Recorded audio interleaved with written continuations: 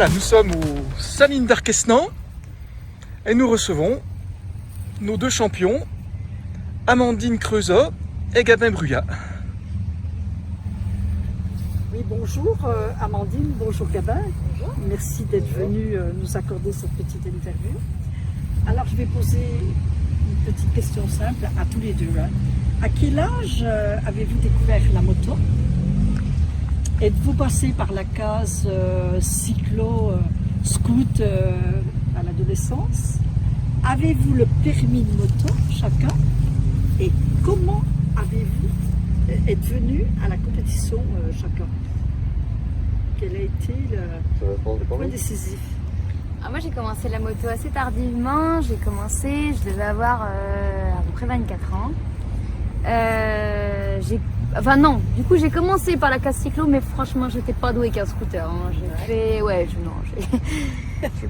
beaucoup tombé.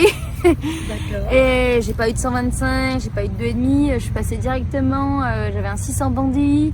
J'ai commencé sur la route pas très longtemps. Et puis j'ai commencé la piste avec un 600 bandit.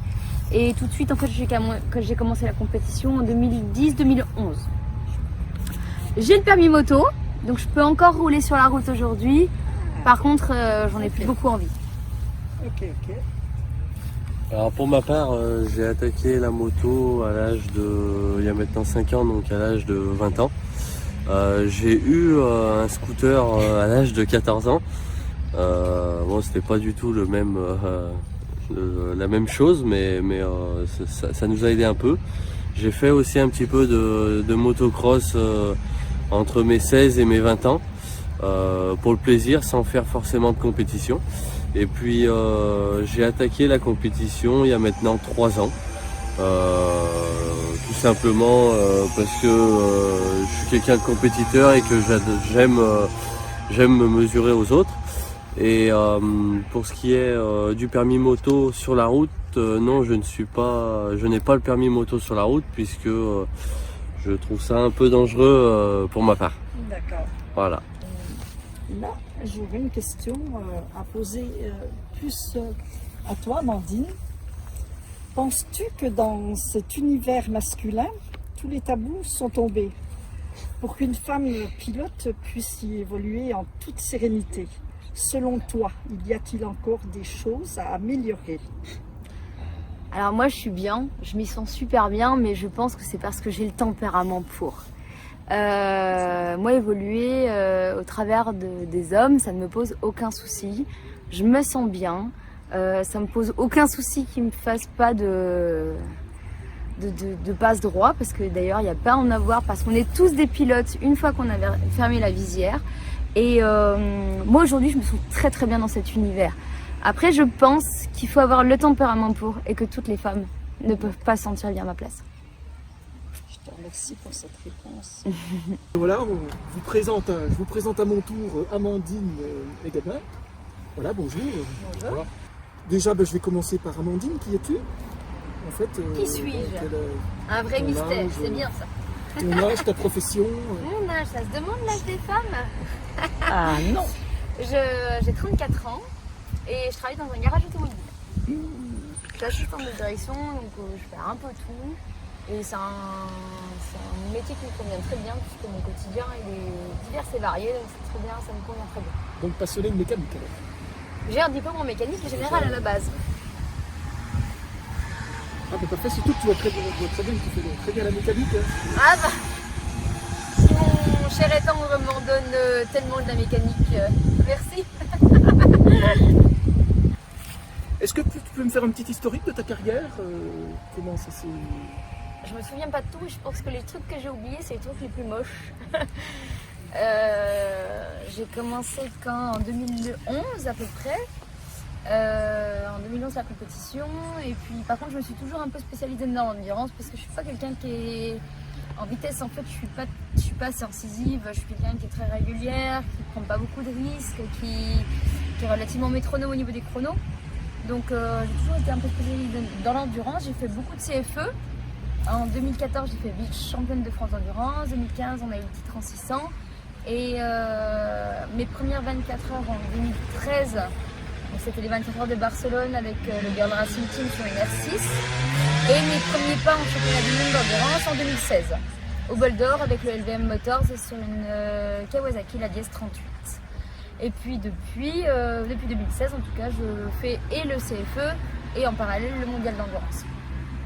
En mondial d'endurance, j'ai roulé sur la 38, une Kawa. J'ai roulé très longtemps donc, sur le Girl Racing Team sur la Yamaha numéro 19 et très récemment sur la Yamaha numéro 22 de la police nationale. Et donc tu cours toujours sur cette... Pour le moment, oui. Pour le moment, j'ai toujours ma place. Et quel est ton coéquipier? Alors mes coéquipiers sont Florent Paré, Antoine Vaubal et Gabin Rouillard. Ah, et puis toi, Gabin, qui es-tu? Alors moi dans la vie de tous les jours, je suis tuyauteur-soudeur industriel. Donc dans l'industrie agroalimentaire ou pharmaceutique, je fais aussi un peu de nucléaire. Aujourd'hui j'ai 25 ans. Ton historique au niveau de ta carrière? Alors il est beaucoup moins grand et beaucoup moins harmonieux que celui de ma coéquipière. Mais j'ai attaqué la moto donc, il y a 5 ans, donc une première année, on va dire, pour découvrir l'environnement de la piste et tout ça. J'ai ensuite fait une année j'ai voulu plus me spécialiser à la base, contrairement à ma coéquipière justement en vitesse. Donc j'ai réalisé 2 courses en Ultimate Cup, en Challenger 600, comme ils appellent ça, donc pour les débutants. Donc après ma 2e année de piste, j'ai réalisé 2 très bons résultats qui m'ont placé 4e du championnat général. L'année d'après, j'ai continué, mais dans la catégorie au-dessus, donc qui est la catégorie Super Sport. Ça a été une année très compliquée pour ma part, due à beaucoup de chutes et beaucoup de problèmes mécaniques, où donc les résultats n'ont pas été très bien, mais on a fait avec, on a essayé de rebondir et du coup j'ai eu l'opportunité de m'orienter vers l'endurance, donc toujours en Ultimate Cup et donc en championnat de France d'endurance, mais en catégorie 600 et non en catégorie Superbike, où j'ai été titré du coup champion de France avec mon coéquipier Arnaud Simon qui aujourd'hui évolue toujours en championnat de France. Et aujourd'hui j'ai eu l'opportunité donc de participer aux 24 heures du Mans aux côtés de Amandine Creusot et Florent Paré ainsi que Antoine Vaubal en tant que 4e pilote sur la Yamaha numéro 22 du team de la police nationale. Voilà. Et très bien. Et puis en plus, vous courez les deux ensemble en Ultimate Cup aussi. C'est ce qui était prévu à la base. Après, suite au Covid, tout ça, les choses ont été très compliquées. Aujourd'hui, ma coéquipière, donc on savait qu'il était engagé en mondial d'endurance avec la numéro 22. Du coup, on avait pris ensemble la décision de ne pas effectuer de course en championnat de France pour ne pas mettre en péril sa saison en championnat du monde suite à une chute ou suite à n'importe quel problème qu'il soit. Donc du coup on avait pris la décision de ne pas rouler cette année en championnat de France, et ce qui faisait aussi pour ma part, ce qui me donnait la possibilité d'apprendre correctement, à évoluer correctement avec cette nouvelle moto qui est la Yamaha R1, vu que c'est la première année pour moi que j'évolue avec cette machine. Et du coup j'ai eu la surprise, comme je le disais juste avant, d'avoir l'opportunité du coup de rouler en mondial, toujours sur une Yamaha R1, mais et toujours aux côtés de normalement ma coéquipière du championnat de France qui devient ma coéquipière du championnat du monde. Voilà. Très bien. Donc les 24 heures du Mans, c'est bientôt. Oui, c'est ça. Et vos ambitions? Bien surtout. Alors pour moi les ambitions c'est déjà de rallier le damier. Pour moi c'est une première expérience, donc il va falloir que je fasse preuve de patience, ce qui n'est pas trop mon fort actuellement. Vu que je viens de la vitesse, c'est très compliqué pour moi d'être patient, d'attendre pour doubler par exemple. Tout ça, c'est des choses qu'il faut que je travaille. Ce que j'essaye déjà de faire et ce que ma coéquipière essaye de me faire faire. Mais le seul but pour moi, c'est d'emmener la moto au bout et de vivre cette première expérience pleinement, quoi. Après, je compte aussi beaucoup sur ma coéquipière qui est aussi ma conjointe tous les jours, et pour m'apprendre et pour me faire part de son expérience dans cette discipline. Voilà. Et qui c'est qui va prendre Très le bien. départ en... Alors, je Alors, pense ça, que c'est pas un prévu, peu je compliqué. pense. non, quoi qu'il arrive, Si, c'est prévu, justement, quoi parce que qu'il arrive, suite au ce sera Covid, Florent c'est... pareil, de toute manière, Ouais. qui prendra le Alors départ. suite au Covid et aux restrictions, on va dire, administratives, en fin de compte, le pilote bleu qui est inscrit sur la liste des engagés à la base, et ce sera ça pour tous les teams, d'après ce que j'ai compris, ce mais- sera le pilote du départ. Voilà.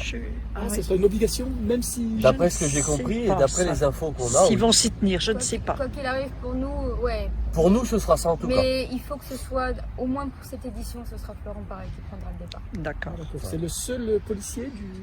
C'est pas des le quatre seul, pilotes mais disons que Des pilotes titulaires, c'est oui. un élément très...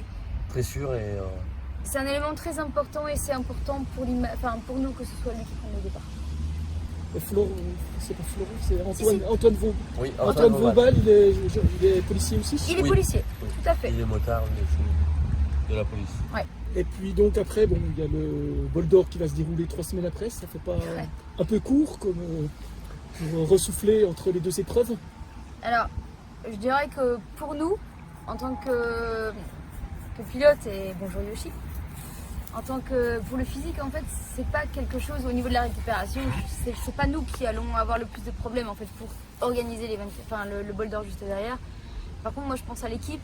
Je pense à la moto qui va devoir, s'il n'y a pas de casse au Mans, eh ben, ce sera tout bénef pour la course au bol. Mais s'il y a de la casse, je pense aux mécaniciens qui vont devoir vraiment bosser d'arrache-pied quand même pour pouvoir remettre la moto d'aplomb, pour pouvoir faire une autre 24 heures 3 semaines derrière.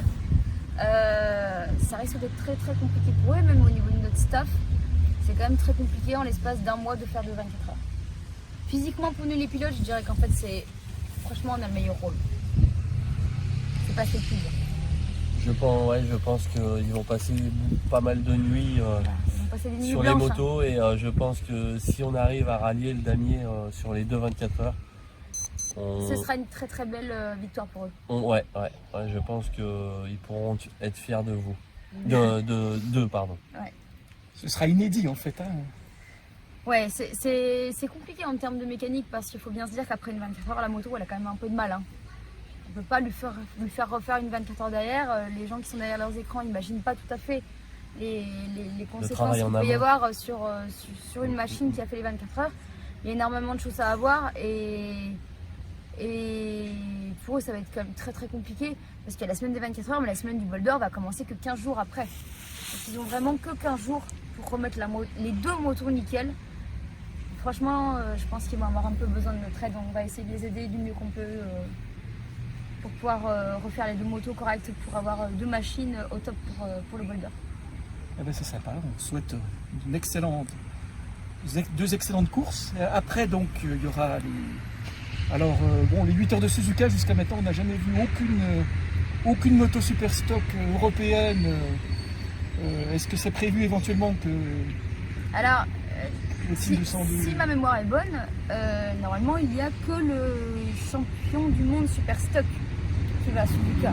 À savoir que, bon, alors cette année, du coup, ils y sont allés, ils y vont, mais il n'y a que Moto 1 qui est champion du monde super stock qui a le droit d'y aller. Ah oui. Quoi qu'à l'issue des deux épreuves, ça peut encore changer. Je ne sais pas. En tout cas, au niveau du budget, c'est compliqué de faire Sepang et Suzuka. C'est-à-dire que le champion, Normalement, on leur donne le budget pour pouvoir. alors faire je ne des sais pas si on leur déplacements. donne le budget, en tout cas, je ne sais pas exactement comment c'est fait au niveau des accréditations, mais ce qui est sûr, c'est que le champion de France, normalement, super stock, peut aller à Suzuka. Est-ce que les autres peuvent y aller? Champion du monde. Ouais, c'est au bon vouloir des organisateurs, peut-être aussi. Je suis pas sûre. Je suis pas sûre, mais quoi qu'il arrive, de toute manière, se qualifier à Suzuka, c'est très compliqué. Donc, si c'est pour faire un voyage de fou, arriver là-bas et pas être qualif, c'est un peu triste. Et puis pour l'avenir, après, pour 2021, est-ce que vous avez déjà des projets? Mais en fait, suite au Covid, c'est quand même super compliqué. Hein. On ne peut pas se projeter dans grand-chose, on ne sait pas trop où est-ce qu'on va. On avait plein de projets pour 2020 et au final, on a fait que la moitié des choses. Ça tombe à l'eau, ouais. Donc pour 2021, moi, j'ai envie de dire, on va attendre un peu la fin de l'année, voir le calendrier, voir ce qui se passe. Parce que on ne sait pas trop à quelle sauce on va être mangé. Donc si on a un calendrier normal et que toutes les courses peuvent se faire, en théorie, et en tout cas moi ce qui est sûr c'est que tant que j'ai ma place en mondial, je continuerai en mondial. Après, est-ce qu'en parallèle on fera le championnat de France d'endurance, on verra, c'est pareil, ça dépend des dates. Il ne faut pas que les dates soient en même temps, il ne faut pas qu'elles se chevauchent, ou alors il ne faut pas qu'elles soient par exemple la veille. Comme là, nous on avait des courses en championnat de France d'endurance qui étaient la veille d'une 24 heures. Pour moi c'est inconcevable de prendre le risque de chuter ou de me faire mal la veille d'une semaine de 24 heures. Et ça se comprend. Voilà. Donc en fait il suffit d'avoir des priorités. Aujourd'hui, vu que toutes les courses se sont condensées en fin d'année, tout se chevauche et tout est en même temps, donc on ne peut pas tout faire. L'année prochaine on verra ce qu'ils nous proposent au niveau des dates et on verra ce qu'on pourra faire. On verra aussi ce qu'on aura comme budget pour pouvoir faire les courses. C'est sûr. Parce que c'est quand même un facteur déterminant. Ah, malheureusement. Ouais. Alors, quel est ton meilleur souvenir, Amandine? Eh bien, c'est un peu paradoxal. Mais alors, je sais pas, j'en ai deux.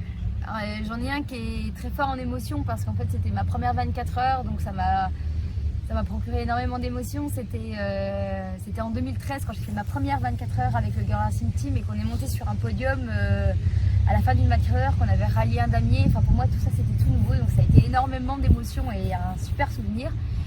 Et au-delà de ça, Sepang malgré tout, même s'il nous est arrivé mais que des déboires, parce que franchement entre la moto cassée en qualif, les conditions climatiques qui étaient affreuses, la course qu'on a fait K2, enfin c'était une catastrophe.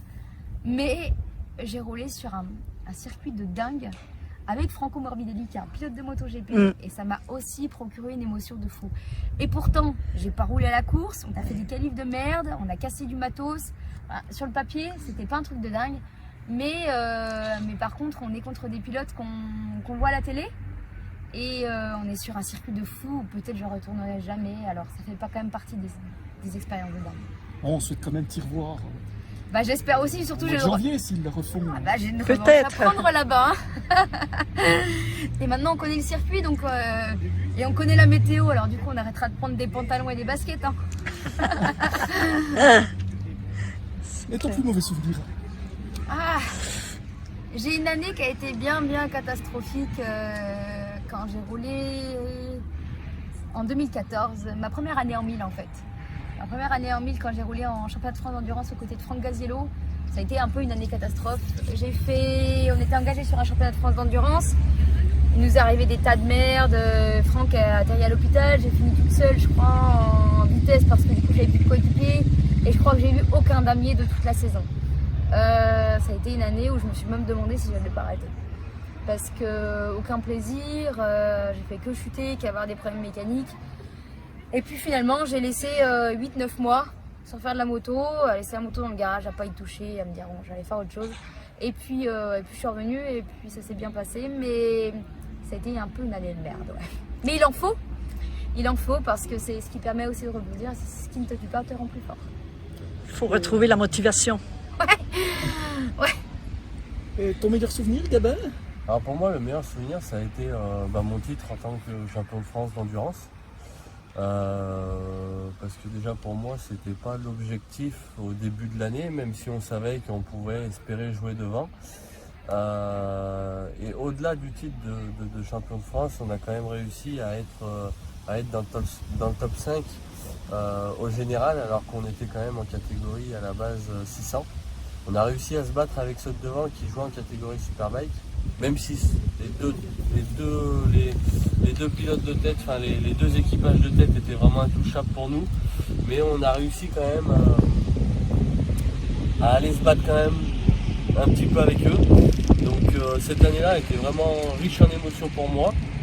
Et après, alors c'est pas vraiment un souvenir, mais il y a aussi du coup le fait d'avoir ma place aux 24 heures du Mans, donc 2020, qui est, je pense pour moi, sera un très gros souvenir. Et surtout qui va marquer, je pense, ma vie. Voilà. C'est On aura clair. le plaisir de le partager. Si c'est pas sur place, C'est clair. ça. ce sera derrière le poste de Ça. télé. On est très heureux pour toi. Merci. Et le plus mauvais souvenir? Alors le plus mauvais, c'est une chute en moto, mais c'est pas une chute en moto de piste. C'est une chute en motocross qui justement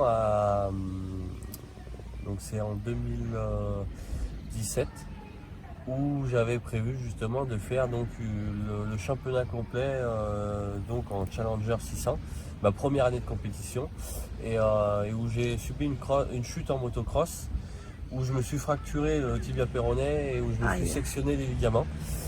Et donc ça a été très dur pour moi parce que j'avais beaucoup misé sur cette année-là. Et du coup, c'est l'année où j'ai effectué que 2 courses. Mais comme dit Amandine, ça m'a aussi permis de me remettre en question. Et ça m'a aussi permis de me préparer peut-être mieux physiquement que si je n'avais pas eu cette blessure-là. Donc c'est un mauvais souvenir, mais comme disait ma coéquipière, on en tire toujours le meilleur. Et on essaye toujours de rebondir au mieux pour évoluer et pour toujours aller atteindre nos objectifs. Voilà. Très bien. Alors, je vais pas te demander quel est ton circuit préféré, parce que tu l'as dit, hein, apparemment. Mais sur quel circuit tu aimerais rouler? Sur le circuit sur lequel tu n'as jamais roulé, où tu rêverais d'aller? Un circuit où j'ai pas été et où je rêverais d'aller. Eh ben peut-être que Suzuka finalement serait sur un circuit où j'aimerais aller parce que ça a l'air d'être un circuit de dingue, super technique où finalement les Asiatiques ils arrivent à rouler super vite. Et quand tu regardes les top teams chez nous, en fait, Vincent Philippe, quand tu regardes le CERF, quand tu regardes le Yard, quand ils sont là-bas malgré tout, c'est pas qu'ils sont pas devant, mais tu vois qu'il nous manque un petit truc là-bas et je me dis qu'il doit y avoir, ça doit être un circuit de dingue et pourquoi pas essayer Suzuka. Il n'y a pas aussi un peu les différences avec les motos à Suzuka? Alors déjà, il y a aussi, Les mais motos d'usine qui sont... il y a les motos d'usine, mais je pense aussi qu'il y a les pneus parce que d'ailleurs on avait on a eu un petit peu le truc déjà en Malaisie, on avait des pneus, nous on roule Dunlop et on a eu des pneus Dunlop non pas européens mais asiatiques, c'est déjà plus du tout la même chose. On se retrouve sur des... Et il y a le climat, il y a la température, il y a beaucoup de choses. Et puis il y a le fait aussi que les Asiatiques connaissent leur circuit par cœur, quoi. Les pneus Bridgestone, j'ai entendu parler, j'ai entendu juste. dire que les pneus Bridgestone faisaient une grosse différence. Peut-être. Mais j'ai envie de te dire c'est- que moi je suis pas assez bonne pour sentir la différence des pneus à ce niveau-là. Et en fait, je pense qu'aujourd'hui, nous, à notre niveau, en tout cas, ça va pas être les pneus qui vont faire la différence. Je pense que c'est vraiment le pilote. Je pense qu'on a beaucoup à apprendre sur nous-mêmes déjà. Et que, mais rien que de découvrir le circuit, je pense que de toute manière, ça doit pas ressembler au circuit européen, c'est sûr. Moi, je Déjà regarde quand tu dans vois Sepang, ça ressemble à rien, ça ressemble pas du tout à chez nous, c'est grandiose, c'est un circuit de chez nous x10 avec une infrastructure de dingue et puis c'est un circuit MotoGP quoi. Donc c'est... Non, c'est... Suzuka, pourquoi pas. Suzuka, pourquoi pas. Ah bah, très bien, bon, je vous souhaite peut-être d'y aller. Advienne que pourra. Moi je voudrais y aller en spectateur. Hein, C'est un projet. aussi. Et Gabin, ton circuit préféré? Circuit préféré, j'affectionne vraiment Dijon. Après, j'ai pas vraiment de circuit préféré. J'ai envie de dire du moment où je fais de la moto, je suis heureux en fait. Donc après, au-delà de ça, j'ai vraiment donc j'ai découvert Le Mans en championnat de France d'endurance. Et c'est vrai que comme disait Amandine, alors du coup elle a vécu ça par exemple en allant à Sepang. Moi j'ai vécu le même phénomène qu'elle a vécu en arrivant à Sepang, dans le sens où dans le championnat de France d'endurance, alors il y a des très jolis circuits en France, mais en arrivant au Mans, et quand je me suis retrouvé le premier tour sur la piste, je me suis dit qu'est-ce que je fous là quoi. Et on voit vraiment la différence du coup entre les circuits du championnat de France et des circuits qui peuvent se retrouver en mondial. Et c'est là qu'on voit la différence en fait entre nous et les pilotes qui sont professionnels et que c'est leur métier. Parce que nous, pour aller vite, c'est très compliqué alors qu'eux, on a l'impression que c'est inné. Donc du coup, Le Mans, oui, m'a mis m'a mis des étoiles plein les yeux. Du fait de l'infrastructure, mais du fait aussi de la largeur de piste, du fait de la longueur des bacs à gravier, même si je n'y suis encore jamais allé au Mans, ce que je n'espère pas. Je ne fais pas non plus. Mais c'est vraiment l'infrastructure qui est vraiment beaucoup plus grande que sur des circuits au niveau national. Voilà. Après, oui, mon circuit préféré aujourd'hui, j'aime vraiment Dijon. On reste chauvin. Ah, Après, j'aime beaucoup. Alors, après, c'est vraiment un circuit vraiment différent. Mais j'aime beaucoup Vaison. Alors, c'est pas pour sa grandeur, c'est pas pour son infrastructure, mais c'est beaucoup pour le travail qu'on peut effectuer là-bas. C'est un circuit qui est très très technique, alors qui est certes très petit, mais où aussi on peut travailler énormément le physique, parce que c'est un circuit où il n'y a pas de grande ligne droite, il n'y a pas de grande courbe, et on fait que ça tourner. Et c'est un circuit, je pense, qui nous fait beaucoup évoluer au niveau technique et qui nous fait beaucoup évoluer au niveau physique. Comme avec Team Performance 55, où quand on va à Chamblay, c'est un petit peu plus grand que Vaison. Et c'est un circuit qui est très physique et très technique. Et je pense que ces circuits-là nous apportent beaucoup de choses à notre niveau, toujours. Voilà. Donc j'aime pas mal Vaison aussi. Voilà. Et quelles sont tes passions en dehors de la moto? Mon Dieu, mais on n'a pas 10 ans. Non mais alors attends, parce que mes passions, mais j'en ai plein. On fait du vélo, on fait du snowboard, on fait du ski de fond, on fait du crossfit. Je courais. Alors, est-ce que je vais pouvoir continuer de courir? Ça, on ne sait pas. Non, on fait plein de choses en fait. On est multisport. On est multisport quoi qu'il arrive. puis la région s'y prête aussi. Hein? La région s'y prête. Tout à fait. Et puis on n'a pas le choix. Il y a des montagnes, on va faire des randos. Tu me donnes une raquette, on va faire du badminton, on va faire du tennis. Je m'en fous. Enfin, en fait, du moment qu'il y a une activité sportive, moi, même si je suis nulle, je m'en fous, j'y vais quoi. C'est-à-dire que si tu devais arrêter la moto, J'aurais plein d'autres choses à faire. il y aurait une belle vie après. Donc. Je suis pas inquiète. J'irai faire des tours de vélo.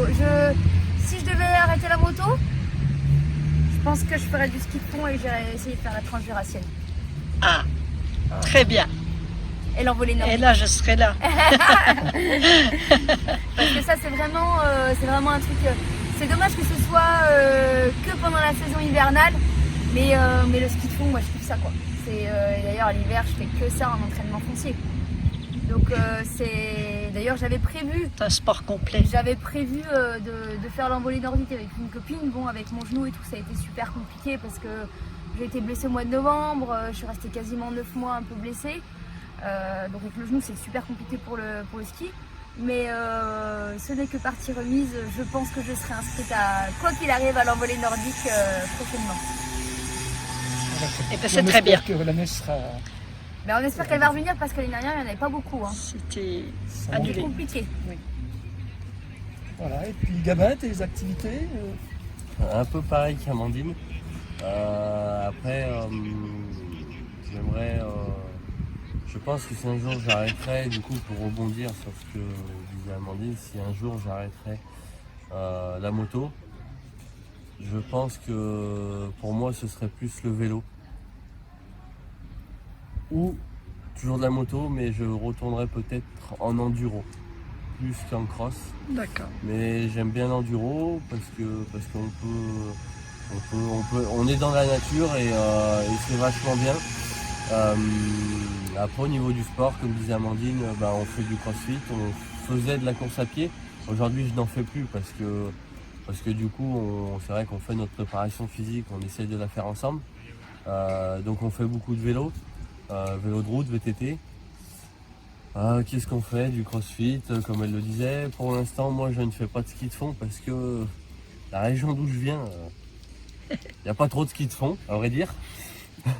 Mais peut-être que je vais m'y mettre. J'ai essayé l'année dernière, ça n'a pas été top. Mais je ne vais pas abandonner et tant que j'y arriverai pas, je ne lâcherai pas. Voilà. De là à m'inscrire Ouais, on va attendre un peu. On va attendre un peu, je pense, mais pourquoi pas. Après, on verra. Pour l'instant, l'objectif, c'est pas d'arrêter la moto, donc on ne s'est pas trop projeté sur autre chose que la moto. Voilà. D'accord. Très bien. Là, donc j'ai posé toutes mes questions. Très bien. Alors si vous avez envie d'avoir des messages à faire passer, des choses particulières que vous souhaitez, parler. Moi, du coup, je tenais à remercier tous ceux qui me suivent jusqu'à maintenant, tous ceux qui m'ont permis d'arriver où je suis aujourd'hui. Donc, mes parents, mon meilleur ami Damien, toute ma famille qui m'a toujours suivi, mes partenaires, sans qui rien ne serait possible. Et je tiens à remercier donc ma chère et tendre, qui m'a beaucoup appris et qui m'a permis d'être là aujourd'hui et d'avoir l'opportunité d'évoluer à ses côtés au 24 heures du Mans. Et pourquoi pas, si j'arrive à faire ma place et que tout se déroule bien, pourquoi pas au mondial complet à ses côtés et aux côtés de Florent Paré et Antoine Vaubal du team de la police nationale. Voilà.